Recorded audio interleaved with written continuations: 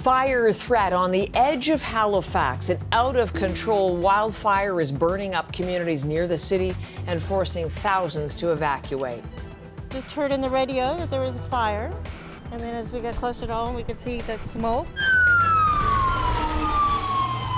Our firefighters are going to be here for days and days. Provincial emergency officials give an update on the state of the fire and the damage it has caused. We're going to take you right there, right now, in fact. You heard briefly from David Meldrum. Here he is, the deputy chief. Let's listen in live. Arriving crews did discover a very large and fast-moving fire going through that subdivision. And in fact traveled so significantly that we quickly escalated through second, third, fourth, and fifth alarms, which is the first use of a fifth alarm that many of us can remember in this community. Yesterday, our firefighters worked very hard in very dangerous conditions. This fire moved generally northeast from the Westwood subdivision over towards the Hammonds Plains and Pockwalk roads. I'm happy to report that at this time there are no reports of missing persons nor of injuries. That's very good news. Less good news is there are numerous affected structures, some damaged and many destroyed in the Westwood subdivision, also in the vicinity of Hammonds Plains Road, particularly near Yankeetown Road, and there's some damage northward to the Pockwalk Road. Our firefighters and other partners worked hard to evacuate a large area of our city yesterday, and last night we remained on scene. We had 100 firefighters here on scene overnight, fighting spot fires, extinguishing structures that were on fire, and preventing more structures from being lost wherever we could. Thanks to their work, this fire largely has been held from crossing the Hammonds Plains Road to the east, and it's been held from crossing the Pockwalk Road to the north. In addition, overnight our crews remained at the White Hill Seniors Care Facility to protect that facility and the people in it. I can also tell you that the Hammonds Plains Consolidated School is in good shape, no damage to that school structure. This morning we've recommenced operations. Oh, and before I leave yesterday, last night and again here, we have so many partners that are important helping us in the Halifax Regional Municipality.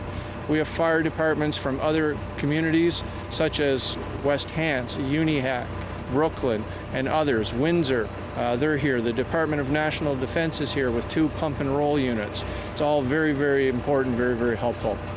In addition, our RCMP and regional police partners are doing excellent work with security and evacuation that we simply couldn't do without them.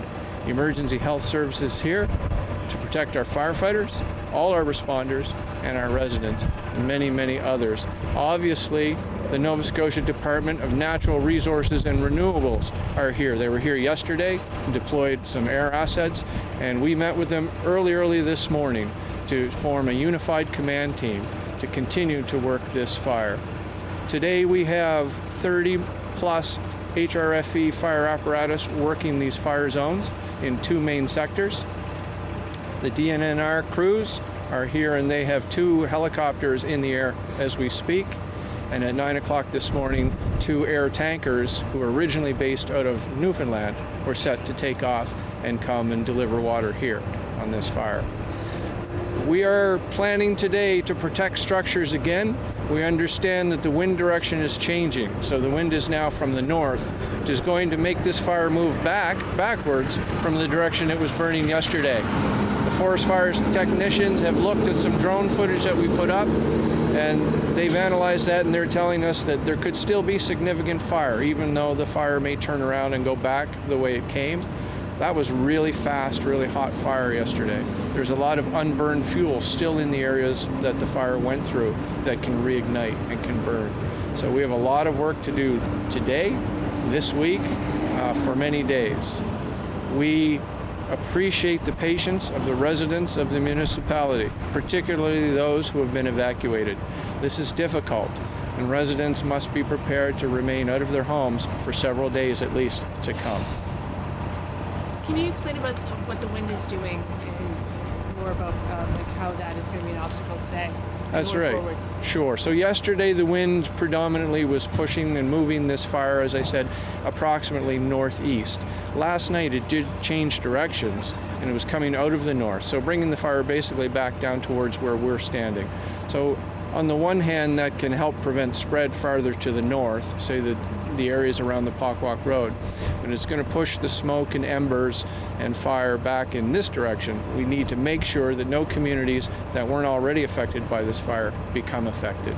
In addition, we can't guarantee that the wind direction won't change one or more times today. No, the cause of the fire will be under investigation, and that investigation will be led by the Department of Natural Resources and Renewables. Do you know roughly where the fire started? Well, we were called to the Westwood subdivision near Junaberry Road for a fire, and there was certainly significant fire in that subdivision when we got there. You mentioned what school was safe, but do you know whether any other major structures like schools, churches, anything like that are affected? We don't have any reports of major structures like that are damaged, but do appreciate right now the firefighters have been focusing on structural defense and going from one to the other. So we're still collecting the information. It's going to take us some time. But at this time, we don't have a report like that. Fires in the area, they're all result of just one fire that's started. Pardon me? Fires that have all spread, were they the result of just one fire in one? Yeah, we're considering this as one fire. Certainly at the head of a fire, the forward area of a fire will throw embers and debris far ahead. So the head of the fire can throw spot fires. So you can see ignitions in different locations, but those are all related to the main fire, yes. How and when will people learn if their structures, if their homes are still standing? Right, so an inventory of damaged and destroyed structures will need to be done in the coming days. This may take some time. We'll organize that through the regional municipality and the province of Nova Scotia to inform the property owners as soon as we can. You said 10 structures. Is that a conservative estimate right now? Is that expected to be a lot higher? Yeah, we certainly don't know the number now. Yes, I would suggest that the number is likely to be higher than 10. Can you talk about which streets specifically in these subdivisions are most affected? Do you know that? I don't really know that. The firefighters on the line have been on virtually all streets, and damage to the streets it's not consistent, and this is normal in a wildland interface fire. You can have homes on a street that are perfectly fine, and those homes on a street that are perfectly fine can be in close proximity to others that are damaged or destroyed. So I couldn't give you a rundown by street right now. Can you talk about how historical this fire is in terms of, you said it hasn't been in the recent memory. Can you talk about how big this is compared to what we've seen in the past 10, 20 years? Yeah, this is a big fire. This is a big fire. Most folks will remember the fire in the Herring Cove area in 2009. That was a pretty large fire, and by memory, I think we evacuated about 5,000 people. We don't know the size of this fire yet. That's one of the things that DNR crews will do when they fly the perimeter. They'll get an estimate of how big the burned area is. Estimates coming out of our emergency operations center last night for the evacuation area included an evacuation of approximately 14,000 people. Did anybody have to be rescued, and what was that rescue like? We certainly have reports from some of our firefighters that there were rescues, persons who required assistance or were unaware that an evacuation was underway.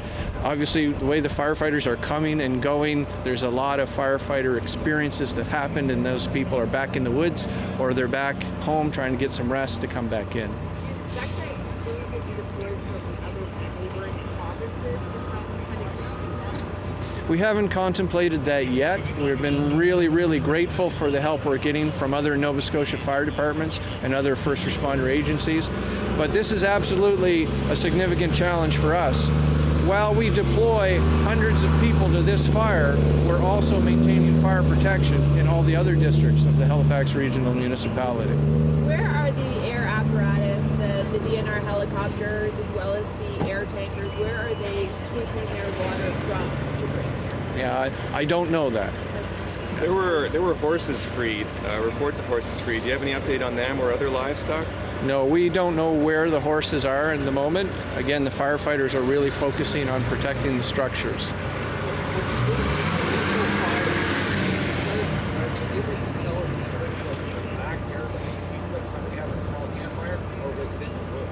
all that will form part of the investigation, and that will come out with the investigation report. Can you talk about where the fire is now? Like how far from us is the fire? Well, if you pull out your phone and you look for Hammonds Plains Road in that direction, you've got a lot of fire between here and there, and damage to in the Yankeetown Road area on Hammonds Plains Road. And again, if you go north to Pockwalk, the fire is all in the woods from pretty much where we're at, give or take a couple of kilometers, right up to Pockwalk. So that area that it sort of burned through last night, that's kind of all still on fire. Certainly, there's smoldering. So at 6 o'clock this morning, drone footage was showing a lot of heat coming up. So it's morning, the woods are starting to heat up. You're seeing steam and smoke product and some active burning, yeah. Is this time of year and perhaps climate change playing any kind of a role in the worst wildfire in history? Well, yeah, for sure. So this time of year is important. So this is a spring fire. You know, firefighters always hope to get through spring. We come out of winter and the ground cover is dry, it's brown, the vegetation hasn't taken on much hydration. When the green up happens, when everything's nice and green, then the spread of fire is much slower than it was earlier in the spring. This is a spring fire. Without a doubt, you know, we believe that climate change contributes to volatility. We're seeing a lot of volatility in weather. We're seeing more severe storms than we've seen before. Winds are very important to us. We're seeing wind action that exacerbates fires, and certainly long dry spells are becoming more common in many regions. I've seen reports of people losing pets. Can you talk a bit about that? Has there been some losses of animals? Yeah, I don't have hard data on losses of animals and pets. We have certainly encouraged everyone who's evacuating to take their pets with them for that very reason. If people still want to get their pets from their home, is there any way to do that? There's no entry into the evacuated area today, and there may likely not be any entry for some time. So folks with those special concerns should ring up to 911, and we'll see what we can do as conditions permit. How many hectares is the fire now? So I don't know how many hectares. Again, I'm anticipating DNRR will fly the perimeter. This is what they typically do, and they measure the size of the fire. So we haven't got that data yet. How big will it get? Well, I hope it won't get any bigger than it is now. What do you consider some of the biggest victories in the past 24 hours in this fire? You see the firefighters behind me, and they're coming here to rehab. So they've been up in the field, and they've been working hard in these locations. And the victories are when they made a choice to protect a property, and it worked. And for them, the point of pride is in doing that, and they also suffer the emotion of when they try their very best in conditions that are just untenable for structural firefighters, force them to leave. So both have happened. They've saved buildings, they've saved property over the last couple of days, and other properties have been lost to fire.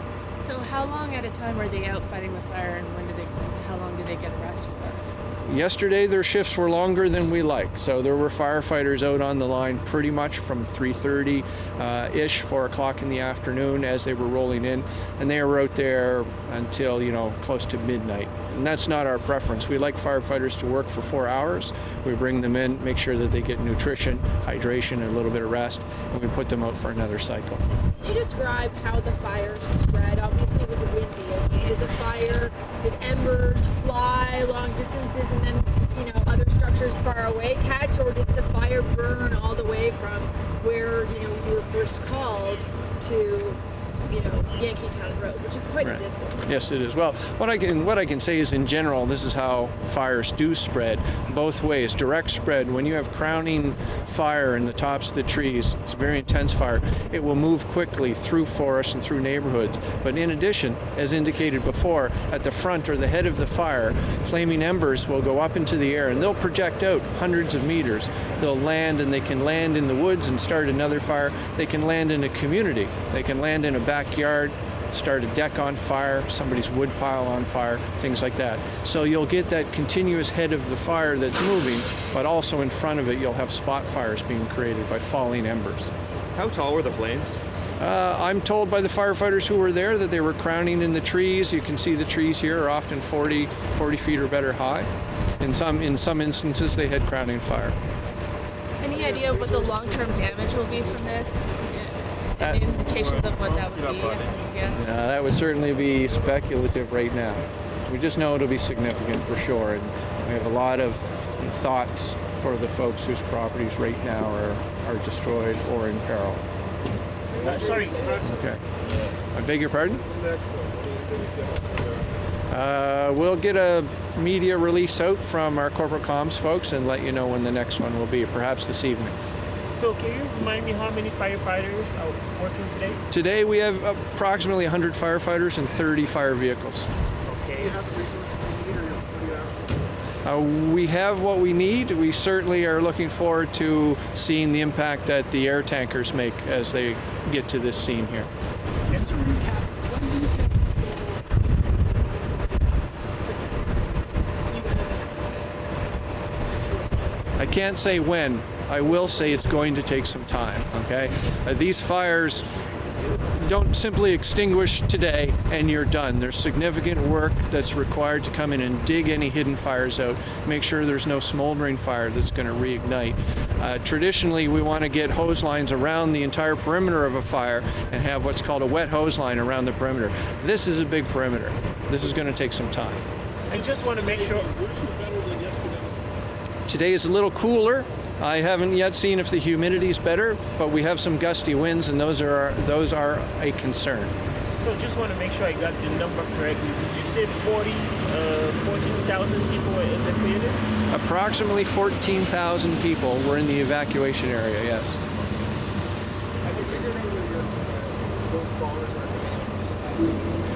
You're watching CBC News Network, and for the last 15 minutes, live coverage of a briefing from the Deputy Chief of Halifax Regional Fire and Emergency. That's David Meldrum, speaking to reporters there at the command post in Upper Tantallon. The Tantallon fire is one that has really been of concern, as he described it, very fast, really hot, creating very bad and very difficult conditions for the firefighters.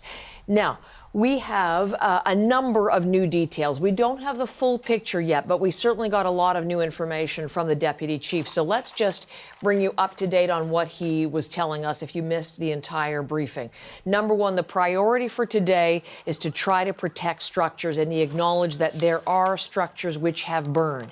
Couldn't give a number, but did say it would be more than the initial figure of 10. He did say that efforts through the night of about 100 different firefighters on the scene stopped a seniors care facility, stopped a school from being consumed, and also held back flames from crossing a couple of key roads in the area. So those were wins, but again, a number of structures have been lost.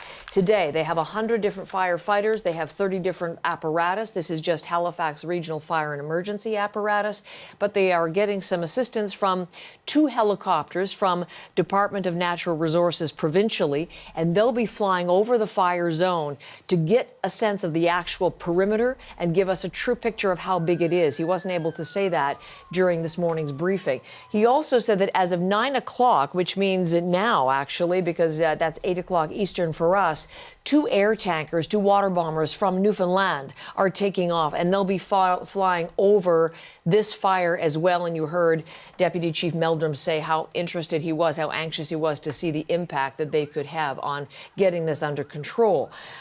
And what he said is the evacuations. There's the number that we've been waiting for. 14,000 approximately, he said, have been ordered to leave their homes, and he told them to be prepared to stay out for several days. They will not be allowed in today, and it looks like not for the foreseeable future. And of course, we're getting evacuation warnings as well. Other people who are being told to be ready to move at a moment's notice. This was a rapidly moving fire. I'm going to bring in Brett Ruskin now, who is listening to the Deputy Chief and that briefing. Brett, trying to bring everybody up to date to the best of my knowledge, but as you're there on the scene of that, right on the border there of the evacuation zone, anything that really stood out for you from Deputy Chief Meldrum's comments that we should be reinforcing? It was interesting how the mix of good news and bad news that we heard. So the good news first is that we know that the wind direction has shifted, and you can perhaps feel you can see the wind moving, and I can feel it this way because the fire was coming yesterday towards me here. It would have been coming from that Westwood Hills area through and across perhaps Pockwalk Road. They were able to hold it at Pockwalk Road. So the areas behind me, if you're familiar with the area, it is Indigo Shores and Glen Arbor. Those areas appear to be safe because the wind shifted, so that it's pushing the fire back to where it came. So that is the good news that we heard from Dave Meldrum. The bad news, as you mentioned, the 14,000 evacuees, people evacuated, and unlike perhaps other fires where they started in the woods, in rural areas, in remote areas, perhaps with lightning, and then we were watching them, seeing how close they might come to homes, that people really didn't have that kind of same chance to prepare. We only heard about this fire late in the afternoon yesterday, and so people had moments to pack up, not hours to pack up the things that they needed. Some people didn't have even the opportunity. If they were out on a Sunday afternoon away from their homes, many people didn't have the chance to go and get pets, didn't have the chance to go and get medication, didn't have the chance to go and get the things that they needed to get that 72-hour pack that we've heard people require. Now, as for the assets that are in the air, we know that there were, as we heard, 2 helicopters. I've seen one of them. There were 2 water bombers, as you mentioned, likely taking off from Halifax Stanfield. We saw a video yesterday as to where they were filling up. They were filling up in the ocean in St. Margaret's Bay, which is a kind of a quiet spot of the ocean. And so filling up, dumping that water there. We heard as well kind of the stats, 100 firefighters on the ground working instead of 4-hour shifts before getting a break, in some cases working 8-hour shifts overnight from 3:30 until midnight, much longer hours with those firefighters trying to save buildings, trying to save homes. We know from the pictures that we are seeing, the very preliminary information is that there are many homes completely destroyed, many homes severely damaged. As to exactly where all of that is happening, as to exactly the specific extent of the number of buildings damaged, the size of the fire, as well as where the flames are right now, where the hot spots are, hard to say as of right now because, again, those aircraft are going to be in the air, flying around the area. Again, the fire, if I were to point it out, just above the RCMP officers there, far in the distance though, because again it's being pushed back by this wind. So again, that's the latest update here on this fire. So we were listening, we got a area. lot of the things that we were corroborating a lot of the things that we both heard, Brett. One of the key things to say is Deputy Chief Meldrum said there are no reports of missing persons or injuries to this point, which is certainly, as you said, part of the good news side of things. He did acknowledge that RCMP, as you say, and other local police officers are helping with the evacuation and the security perimeter. Right there on the scene where you are, maybe just as I let you go this time, just situate what has been happening, what you've been seeing, and what they've been saying to people who have shown up at that sort of checkpoint, Brett. Yeah, so a steady line of cars. You just heard one of the trucks leave. There have been people who have been trying to get back. Here comes another car now. Basically, people asking folks, the officers here, if they can get back in to pick something up, to get supplies. They haven't been able to go back to their home. Lots of different stories. There was a trailer, an empty horse trailer that was here because there's farms and barns that way. They had to release their horses, so they had tips as to where their horses were running around. They wanted to go in, get their horses, get them out. They weren't allowed through this checkpoint. They were going to try another one. Not sure exactly if they were able to get in or not, but again, conversations happening now with people who either evacuated, didn't bring all their things, or in many cases got the evacuation notice, were out and about away from their homes on Sunday afternoon, as so many people are, weren't able to get back home to gather their gear, gather their 72-hour kit if you have them, gather their pets, and have been asking for access. Access hasn't been granted because it is still that evacuation zone across much of this part of the Halifax area.